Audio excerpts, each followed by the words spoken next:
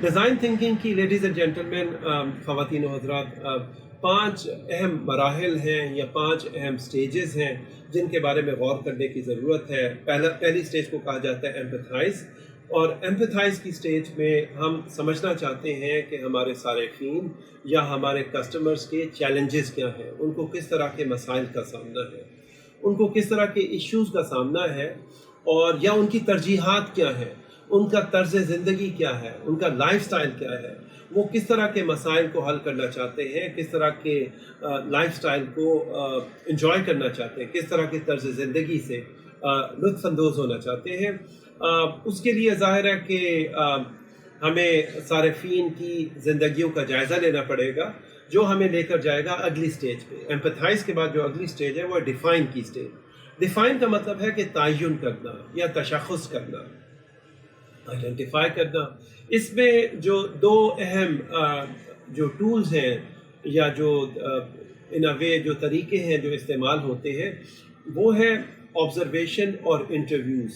Observation کو اردو میں مشاہدات کہتے ہیں، انٹرویوز کو آپ کہہ لیں کہ آپ گفتگو کر رہے ہیں، ایک ہی گفتگو کر رہے ہیں، ون آن ون کنورسیشنز ہیں، تاکہ ان کے خیالات کو سمجھا جائے، ان کے مسائل کو سمجھا جائے، ان کی ترجیحات کو سمجھا جائے، وغیرہ وغیرہ۔ تو یہ ڈیفائن کی سٹیج ہو گئی۔ تیسری سٹیج ہے جسے کہتے ہیں آئیڈیٹ۔ آئیڈیٹ میں ہم نئے نئے خیالات کو جنریٹ کرتے ہیں، ہم خیالات کو جنریٹ کرتے ہیں، اور اس کے علاوہ ہم اپنے صارفین کے یا مستقبل کے صارفین کے خیالات کے بارے میں سنتے ہیں، ہم ایک دوسرے کے ساتھ اپنے خیالات کا تبادلہ کرتے ہیں، اور یہ بھی دیکھتے ہیں کہ ان میں سے کون سے خیالات ایسے ہیں جو سوچ میں تو فکری طور پر تو نظر آتی ہے کہ ان کے اندر کوئی نہ کوئی کشش ہے، لیکن عملی طور پر شاید وہ اتنے زیادہ قابل استعمال نہ ہو، یا اتنے زیادہ جو ہے سود مند نہ ہو، اتنے زیادہ مفید نہ ہو۔ تو اس کو کہتے ہیں آئیڈیٹ۔ اس سے اگلی سٹیج ہے پروٹوٹائپ، کہ ایک دفعہ جب ہم نے آئیڈیاز کو، جب ہم نے اپنے خیالات کو، جب ہم نے اپنی تجاویز کو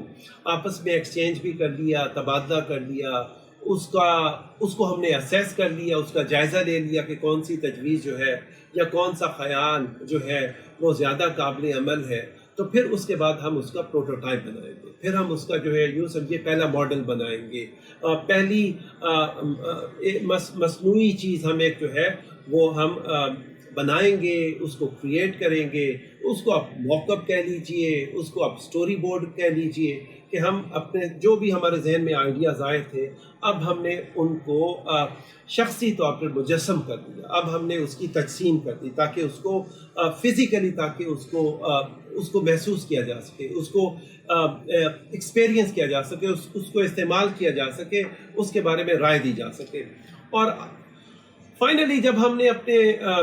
پروٹوٹائپ کو، جب ہم نے ایک دفعہ اس کا جائزہ بھی لے لیا، اس کو ٹیسٹ بھی کر کے دیکھ لیا، تو پھر ہم اس کے فائنل ٹیسٹ کی طرف جائیں گے۔ فائنل ٹیسٹ میں ہم دیکھیں گے کہ ہاں جی، اب عملی طور پر صارفین کے لیے اگر یہی چیز موجود کر دی جائے، مہیا کر دی جائے، چاہے گاڑی کے اندر کوئی انوویشن ہے، چاہے کلاس روم کے اندر کوئی جدت ہے، چاہے ورک پلیس پہ کوئی جدت ہے، چاہے لائٹنگ میں کوئی جدت ہے، اس طرح کی چیز اگر عملی طور پر استعمال کی جائے، 5 یا 10 صارفین کو مہیا کر دی جائے، تو اس کے بعد دیکھیں گے کہ ہاں جی، اس میں سے کیا چیز تھی جو سود مند تھی، کیا چیز جو تھی وہ واقعی کارآمد تھی، کون سی ایسی چیز تھی جو کارآمد نہیں تھی، اور کیا ایسے ایشوز ہیں یا مسائل ہیں جو اس چیز کے کارآمد ہونے کی راہ میں رکاوٹ ہے۔ پھر ان کے اوپر کام کیا جائے، تاکہ وہ جو پروٹوٹائپ ہم نے بنایا تھا اس کو مزید بہتر بنایا جا سکے۔ تو یہ 5 میجر سٹیجز ہیں ڈیزائن تھنکنگ کی۔ ایمپیتھائز کرنا یعنی کہ دوسروں کے بارے میں سمجھنا، ان کے خیالات اور ایشوز کے بارے میں سمجھنا، ڈیفائن کرنا کہ ان سے انٹرویوز، مشاہدات اور انٹرویوز کر کے چیزوں کو بہتر طور پر سمجھنا، پھر آئیڈیاز کو جنریٹ کرنا، ایک پروٹوٹائپ کو، ایک انیشل جو بھی ہمارے ذہن میں اختراع ہے اس کی تعمیر کرنا، اور فائنلی اس کو ٹیسٹ کر کے اس کا ہم نے حساب کرنا کہ کس حد تک کارآمد ہے یا کس حد تک اس میں امپرومنٹ اور اصلاح کی گنجائش موجود ہے۔